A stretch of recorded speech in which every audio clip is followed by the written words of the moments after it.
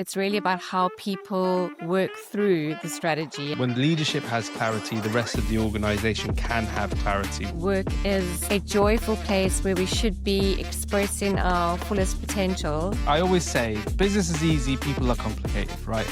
And transitions really just mean standing at the threshold of what was or what is and being willing to step into what wants to be birthed. I think thinking time is such an important thing, and it's also very underrated. I think the upside of what we're actually capable of is so much more than we can imagine. Welcome to the podcast From Cold to Close. My name is Saeed and I'm the founder here at SRC Growth Partner, a growth company that helps professional services firms from around the world increase their revenue and profitability by acquiring new clients. My guest today is Anne Hartsleif, co-founder of Lockstep, a company known for guiding organizations through pivotal transitions with clarity, courage, and coherence. Lockstep has impacted over 200 companies globally, helping leadership teams deliver sustained performance in moments of significant change. Anne's work focuses on strategy, leadership, performance, and societal relevance, equipping organizations to excel in complex environments without losing sight of what truly matters. Anne, welcome to the podcast. Thank you, Sahid. It's wonderful to be here. Yeah, I'm really looking forward to this conversation. I feel like we're going to be touching on some really interesting topics, and your research specifically and your areas of expertise are very interesting indeed in the way you approach subjects that others may see in a different light. And so I'm really looking forward to digging deep into your work. But I guess for the viewers and listeners out there who may not know who Anne Hartsleif is, maybe you could share a little bit more about yourself and your company as well. Great, thank you.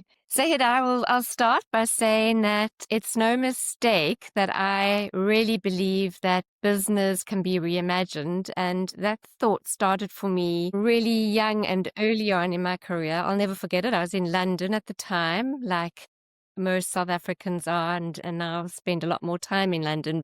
At the time, I was at a conference, and the conference was all about young people in the workspace. And I remember being at this conference filled with awe and wonder about what work could and should be. And then, of course, like everybody, got into work, and it wasn't all that it was cracked up to be. And so for a large portion of my early career, which was in retail and in big corporate, I had this thing around imposter syndrome and going, oh my gosh, I don't have what it takes, until one day I had this complete epiphany. And this epiphany was that actually it's not so much about the strategy. Work is not short of very brilliant, clever, highly competent people that can produce amazing things. It's really about how people work through the strategy. So this quest of mine started of really reimagining what work could and should be.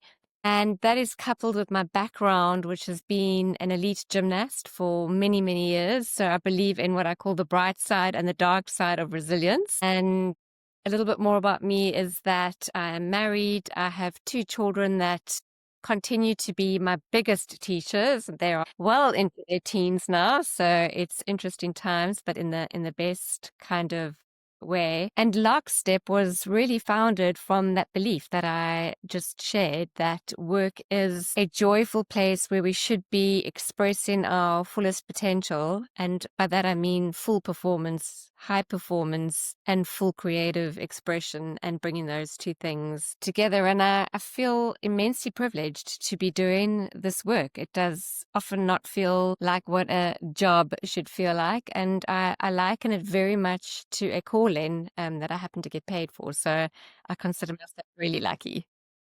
I think you touched on it right there. It's like, it reminds me of that famous saying, if you enjoy what you do, or if you love what you do, you never work a day in your life, right? And it's such an important element in any kind of job or career path or whatever the route you take, to be able to enjoy what you do. Because the enjoyment leads to natural performance in the role, because in a happy environment, it gives you the opportunity to be in your best self, to be able to perform at your best self. So I think it's really interesting. And I really wanted to touch on you. In your work, you talk about a new definition of performance. Could you share a little bit more about what you think performance is and what the new definition for performance should be? That's great. I do a lot of talking, public talking, and one of the questions I often ask in this keynote Reform to Perform is about when I say the word performance, what immediately comes up for you or for the audience. And so normally what people tell me is that they will feel it in their bodies. Some people say, oh, it's wonderful and we love it.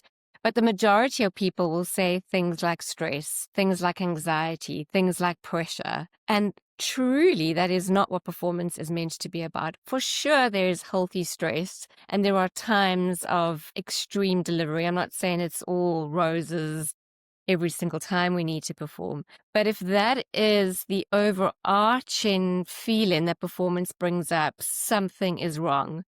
And that's something we are seeing in our workplaces right now because people are completely depleted. And when there is depletion, there is dullness. And when there is dullness, there's a very little chance that you are thinking at your best, performing at your best, producing at your best, because we know from the neuroscience that the window of tolerance then shrinks. And when that has shrunken, our capacity is just much less. So that's what I'm seeing. I mean, I don't want to overgeneralize. There are places where performance is really alive and vital, but it's not the vast majority of workplaces.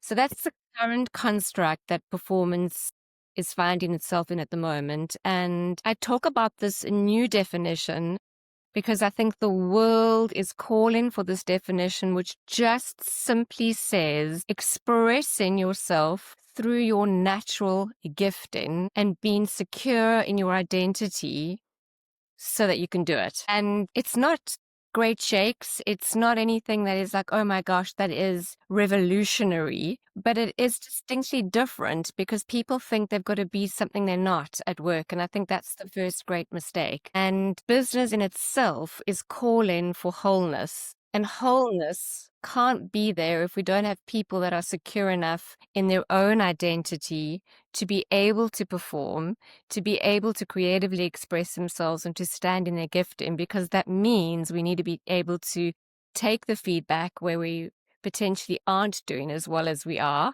or should be. And at the same time, being able to know what we're suited to and what we're not. And I'm not sure what this is like all over the world, but certainly what I'm seeing in the UK, US, and South Africa is that there's a lot of this fear-based mentality at the moment that is keeping people playing small, playing safe, playing so that I just don't move outside of the boundary.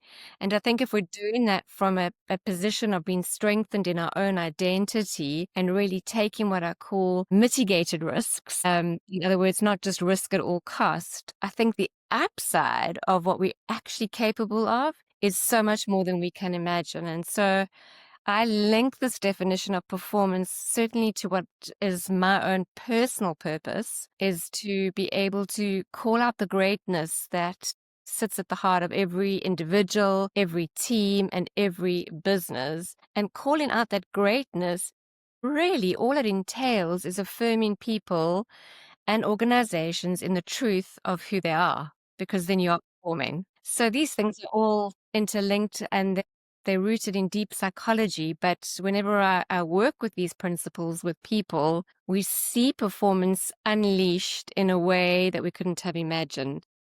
Mm. I think it's This is a bit of a passion for me, just because I really think that performance is possible for all of us. So absolutely. you need to interrupt me when I get carried away. Yeah, no, absolutely. But I love what you said there, and I think it's so spot on because I take myself as an example in the sense that starting my own business and running a company, you kind of have to realize very quickly, okay, you are strong at certain things and not necessarily strong at other areas, right? But you, as a business owner, you have to almost take the responsibility of wearing many different hats. And as I grow the business and as I bring in more team members, you realize that the way you build a company is by bringing in people that are good at certain things for themselves, right? So naturally their proclivity, someone might be more technical, someone might be more client facing, someone might be more admin work, whatever it might be. But in everyone has their strengths, and once you know what your strengths are, you can really focus on your strengths and perform, as you said, performance being a critical factor once you know who you are and what you're good at. So I think it's really important there.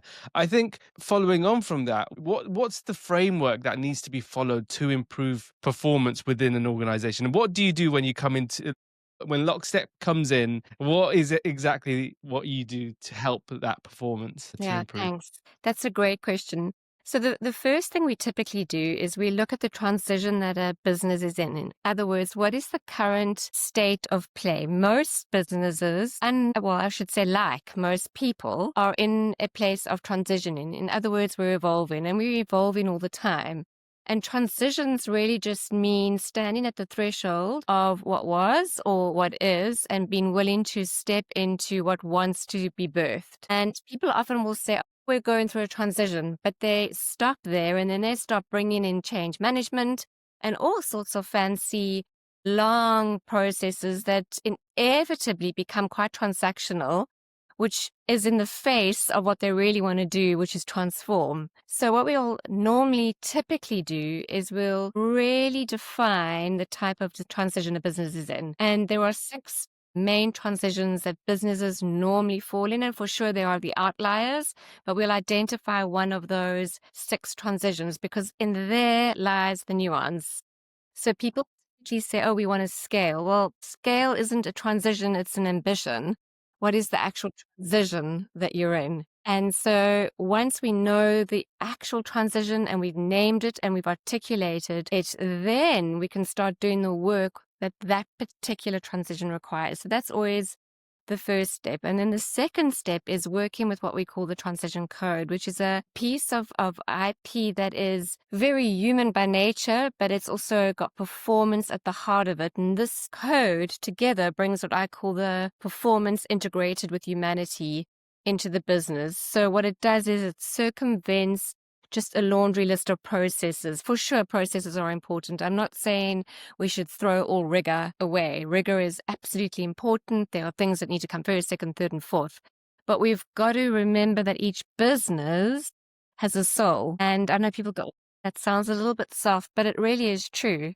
And the soul of the business is always speaking. It's just really another way to frame how are we sensing what the system really needs in this particular transition at what particular points. So what the transition code looks at is 4 specific movements, which I can go into later, but I don't want to talk for too long, but it is really the bedrock of what transition is. And we work quite systemically because transitions themselves are systemic by nature. What I say before I end this little piece is that we've got to start with a CEO or the founder and that executive team, because the clearer they get, the clearer the business gets, which is what we know. So we often say leadership promotes culture, culture holds strategy, and strategy is driven by people.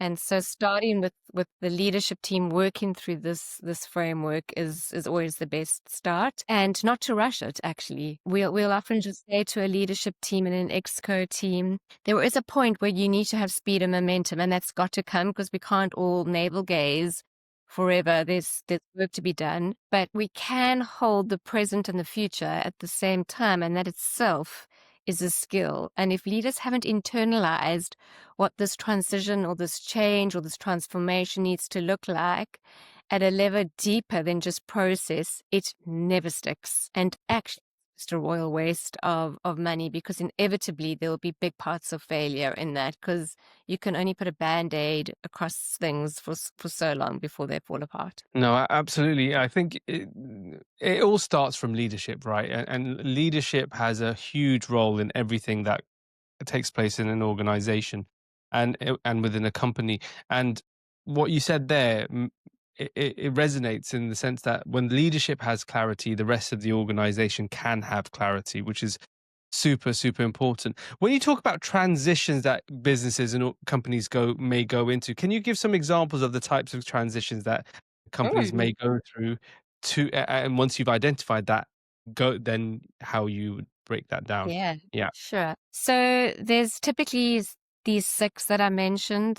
The one is what we call renewal, and this is when things just feel like they've been stuck for so long. Vision is lost, purpose is lost, the strategy that once was working feels quite hollow, and this whole business needs to be renewed. And this is quite different from scale because everyone goes, "Oh, they're scaling." It's a word that I mention it a lot because everyone equate scaling with growth or, bandies it around. No, it's really just saying, what is the life force of this business and how do we put that back in? So that's renewal. The second one is one of elevation, and elevation means things are working, they're working well, but we now need to get sharper in identity of who we are. And it means that we need to start raising our game and working at a level that's more sophisticated and a little more mature. And so that's a very specific transition. The third one is a pivot, and that is exactly what the name means, is that we were going left and now we know that we need to go a bit more right, whether it's a 360 or a 180, but somewhere there's a pivot, because normally that's got huge innovation at the heart of it. And so that's another specific transition. A merger, again, that is just when two identities need to become one. I don't need to say more about that.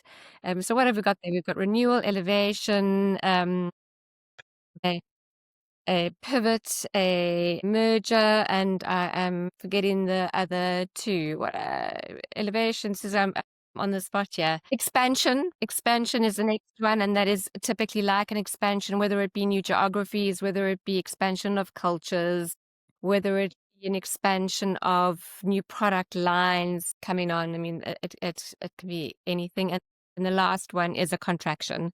And so that is where a business isn't having to rationalize itself. There is still a operating case for it, but it's going to be radically contracted because they've gone back to normally what we see, keeping the main thing. So they've spread themselves quite thin and they're going back to really a focus on something, and it means some kind of rationalization.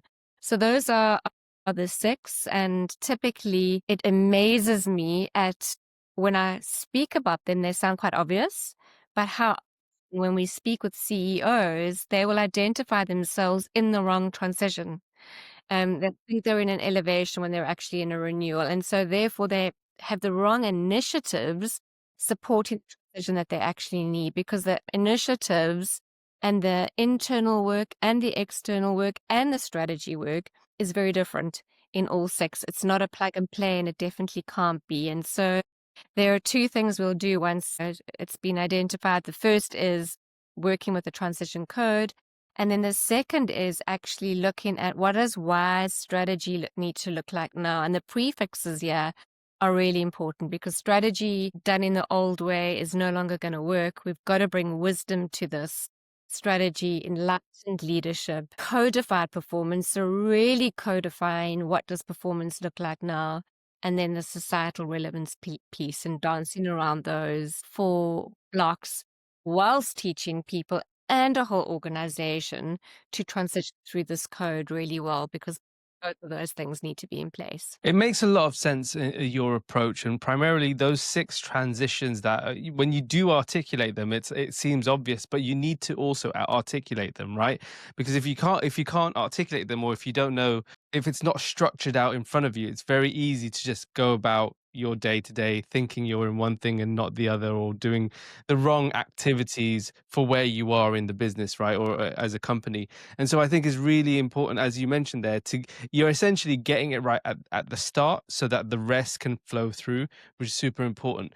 Moving into performance within an organization, once you've established the transition and the codified it, and actually trying to get the individuals within the organization to raise their game, actually perform at the levels. I imagine feedback is a huge element in it when trying to improve the overall performance of individuals in an organization. What's your thought process with regards to elevating the individual performances within an organization? So you're right, feedback is important, and it's normally the go-to place. But I think before we even get into performance, we've got to get into really learning to listen for what performance is really needed. Yeah. So we all know performance through the lens of OKRs or KPIs or all, and we're very quick to jot these down. And that's good again, because we do need rigor and we do need to take these things on board. So I'm not saying, and I really want to be clear, yeah, I'm not saying these things do not have their place. They're there and they're there for a reason. But unfortunately, they've been reduced to processes rather than being internalized as to what does this really mean. And often we with the wrong set of KPIs or the wrong set of OKRs relative to the transition and relative to the role. And so the very first place around codifying performance is to listen to what I call the signals, because the environment is giving us signals all of the time. If we're tuned in and we're listening to it, one of my favorite sayings is to say that wisdom really shouts, it hums. And so what that means is we've got to really be tuning into like what is humming, probably beneath the surface, and then look at, relative to this transition, at a macro level, what kind of performance do we need? Then we can go to the role of what does the role need for performance. And so let me give you an example. Yeah. Mm. If is going to be a transition of expansion, whether it's because we are expanding and we know that we want to be the first to market, well, then speed is critical. And so then the performance markers and the performance measures need to be around speed. And if it's around speed, then it needs to be a minimal viable product is good enough, and a beta release is good enough, and rapid prototyping is good enough. And so you can see how strategy then informs leadership, like what kind of leaders do we need, which then informs the codified performance. And the codified performance really means like, what are we rewarding here? We're going to reward people shipping often and shipping early. That's going to be the kind of performance, as opposed to in a more staid environment where it's a mature strategy where we're looking at fine tuning and we need depth.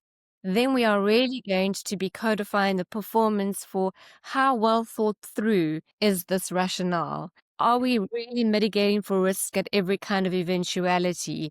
What is the depth like in this performance? What is the sales performance like linked to this? I mean, and I can give you so many different examples. Actually, I would say codifying the performance, to be honest, is the easier thing.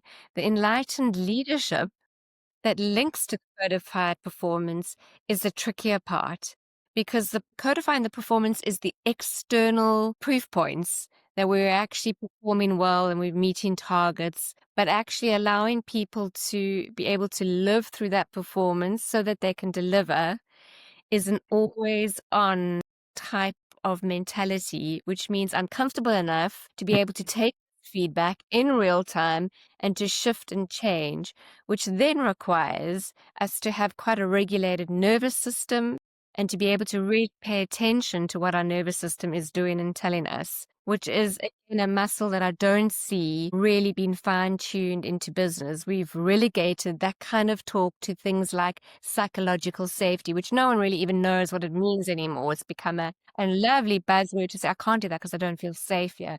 Actually, no, your nervous system isn't safe. And so that's sent you a cue around something that's not right with you, because I'm never going to change Sahid. I'm only can change myself and how I relate to you. I hope does answer your question. You want to make sure that It absolutely does. And that last bit you mentioned with it makes me think of I always say business is easy, people are complicated, right?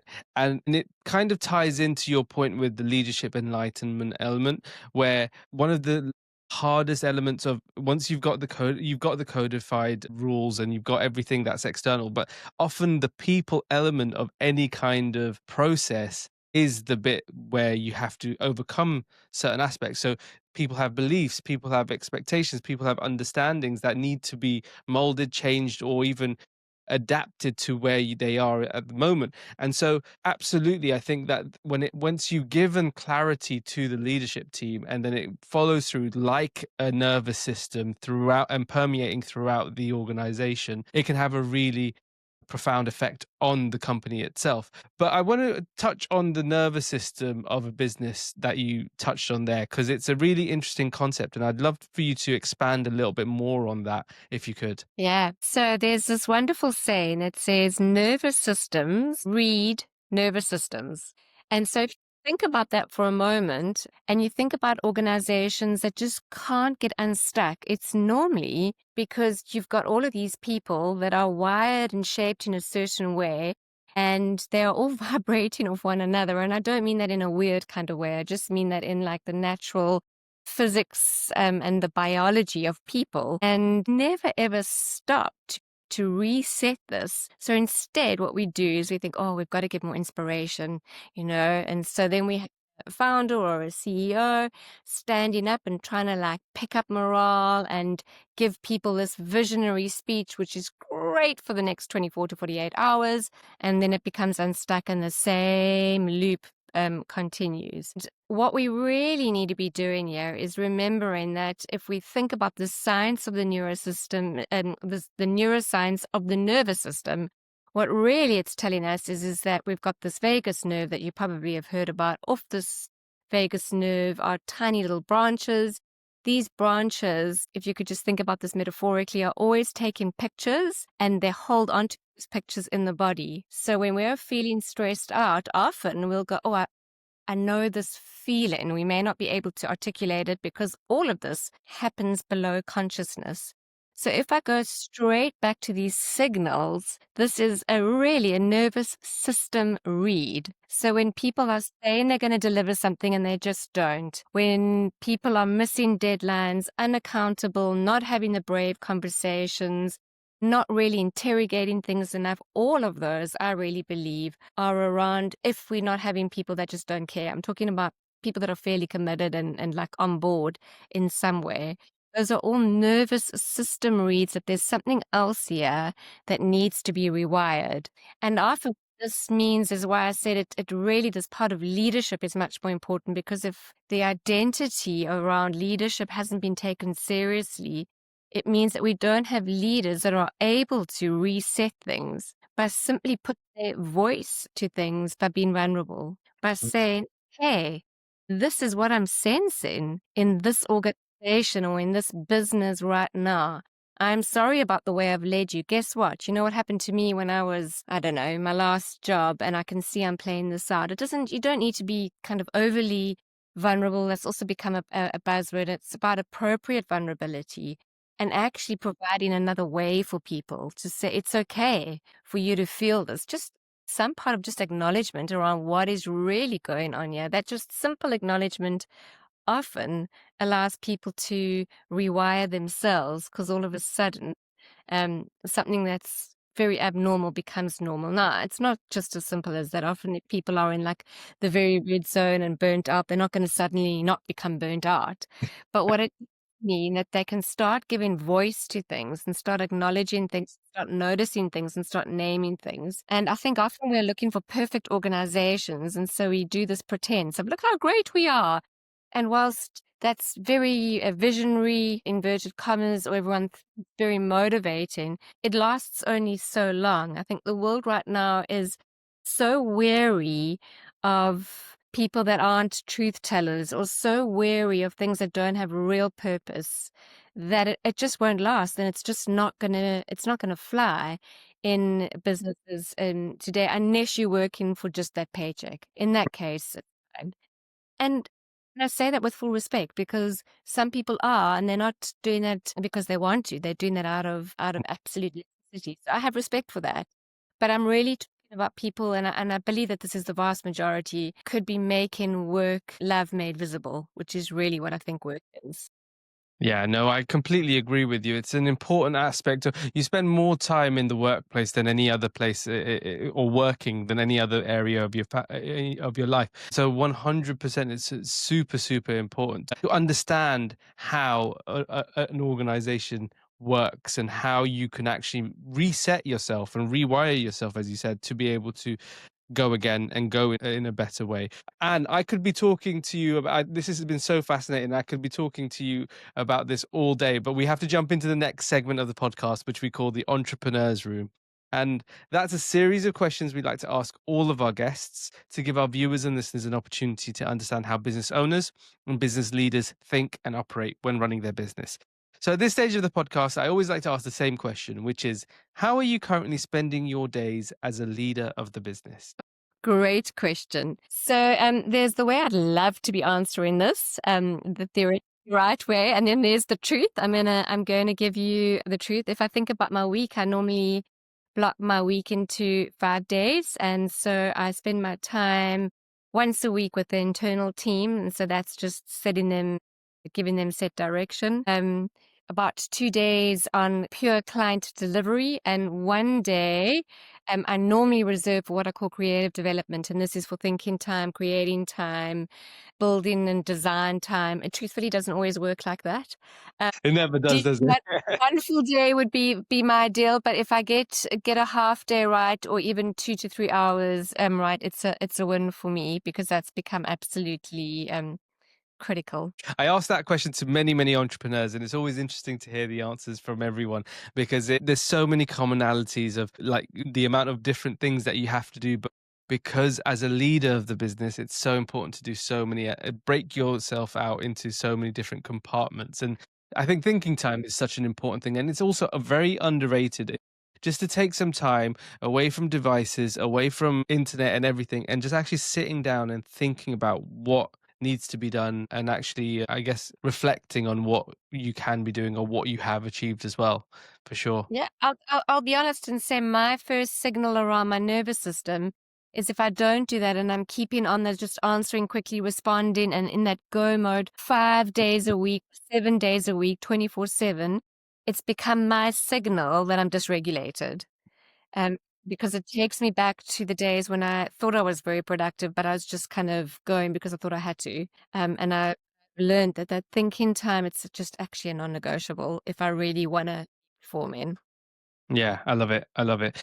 In terms of then, as a leader of the business, you obviously look at specific metrics and how the business is doing. What are the most important metrics to you when running the business? So for me, it's actually around impact. So, I mean, there are the obvious things of like, what is the revenue? What is our profit? But actually, that for me is the byproduct of the impact. So the most important metric for me is to say, we have achieved X because we did Y. And whether that X is closed a client at the moment who's going through a transition of elevation. They have closed 27 projects for which they had to bid for. They're in the renewable energy sector. That for me, I know is linked to the work that we've been doing with them. It's not solely because of our work. There are always other factors. But impact for me is the most important measure, and that's got to be linked to whatever we've done with them. What have they achieved as a consequence?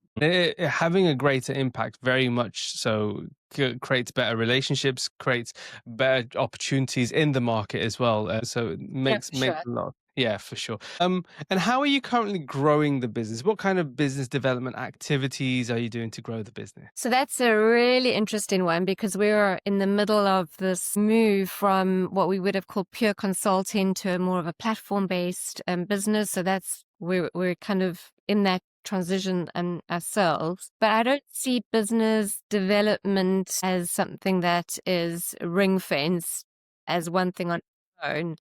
And that never works. So for us, business development isn't always on, and making sure we're a very relational business by nature, because that's our work. So for us, it's multi-pronged. The one thing is getting out there and speaking as often as we can, bringing people together around thought leadership. So I would say we know who our tribe is, and really making sure that we keep the business development activity relative to what we want to do in the world. So before we used to go, oh, let's just spray and pray and go wide. We don't do that anymore because it takes energy. Business development, if it's done properly, can be also quite joyful. If it's overdone, it actually can be quite depleting. So we have a team for sure that are looking at interesting businesses, but more than that, it's around making sure that we find people that are our tribe, so as to speak, and we pay a lot of attention to what is a qualified lead or not. And if they're not a qualified lead, we actually let them go early. rather than spending a considerable amount of time trying to convert people that actually aren't our client in the first place. It never ends well when we get into those situations for anyone. So really a qualified lead, and we almost feel that deselection of us is as important as selection, and we've actually become comfortable with that, and that's okay. And that comes from this mindset of there's enough for everybody. Absolutely. No, we don't need to fight about who's gonna, if we're not for you, there'll be someone else that is, and that's absolutely fine. I think there's super wise words there, and in the sense that absolutely one of the most important aspects of having a strong value system within the organization is by being comfortable with the company you are and being comfortable with knowing who isn't the right fit for your company or with the work that you do, right? I think that leans into what you spoke about earlier with the nervous system of the organization, knowing what kind of company you are and the comfort of going, okay, we know that we wouldn't have the same kind of energy when working or whatever it might be, and so it wouldn't be a right fit, and it never ends well. So 100% wise words, and we're very big on that. And disqualify fast, qualify, and move forward with the qualification as quickly as you can. So that's in interview processes, that's with new clients, that's with everything that you do. It's super, super important. I think that's really wise that what you mentioned there. In terms of then, talk to me about. I'm sure you've been running the business for many years now. What are the biggest lessons that you could share with us today, the viewers and listeners out there today? And I think the very first thing I'd say is you are not your business. And it's a lesson I've had to learn is over identifying myself with the business. And of course, business is personal, especially if you a founder, but merging my identity with the business has not been a good thing. And I've had to rewire that within myself to say that this is external entity that sits separately from me, that is driven and shaped with me and with others and by me with others. It's not me only. And that has felt like the most liberating thing. The second lesson is linked to the question you asked about business development is when you first start saying no, it feels quite counterintuitive to say no. And often it comes from also just fear and scarcity. And a scarcity mindset is a very scary place to be. And I can't say I've learned this, so that would be probably a stretch too far. I'll be honest and say when I say no and I'm saying no more often, I still do feel like that heartbeat racing about, oh my gosh, I've just let revenue go. But I have learned that it's okay. It will come. You've just got to be able to sit in what I call the release. So whenever, and this is again works with our transition code, whenever you get clearer on something, immediately after that is this act of surrender, which can feel quite emptying at the time because you've got to let go of things. It's quite painful and it's uncomfortable, but it is so worth just like riding that out and you kind of curve up on the other side, and not to be afraid to play with things. I think to be inflexible around, well, this is the offering and this is what we do and this is how we're going to do it. And if week after week after week you get in a no sale and a no sale and a no sale, those are signals. So be able to stay flexible to the signals. The lesson there is like learning the nuance, whether it's a now or a not now. And that does take that tune in. And then to be gracious with yourself. I would have vomited if I said this word before, but I'm going to say it. You can really have self-compassion. I always used to go, someone that really loves and values performance, for me, self-compassion just felt way too soft and a little bit like a cop-out, like, oh, have self. But actually, it's true, especially for founders or business owners, because let's be real. I've never met a founder or a business owner that really doesn't know what hard work is or what dedication is or what passion is. And so I think that if you're not able to hold some self-compassion on your journey, it's going to be harder than what it needs to be. Absolutely fantastic. And it's been an absolute pleasure having you. And thank you so much for sharing your thoughts, sharing your insights, and sharing your lessons. It's been a really, really great conversation. I like to end every single podcast with the same question. And that is if you had a magic wand you could wave to solve one business problem, what would that be? Woo! One. I have to pick just one. Just the one. In my business or in any business? in your business? Just one, it would be around not having to, I like to say, shout so loudly around what business could be. So if people could really, and it is a challenge, if people could really understand what is possible through business and that it is a shaper of society and the only thing that's actually going to, I believe, save us. Business is the biggest vehicle at the moment to make a better world. That would be the problem I'd want to fix. Absolutely love it. And again, thank you so much for sharing your time. For all those out there that want to reach out to you, how would they find you? Where would they go? Now that's great. I am on LinkedIn under Anne Hartslief or www.lockstep.global. That's our website, or Anne at lockstep.global is my email address. Awesome. We'll put everything in the show notes, anyways. But once again, thank you very much, Anne. Thank you. That's been so fun. I've really enjoyed this conversation. Thanks so much for having me. Thank you very much for being here.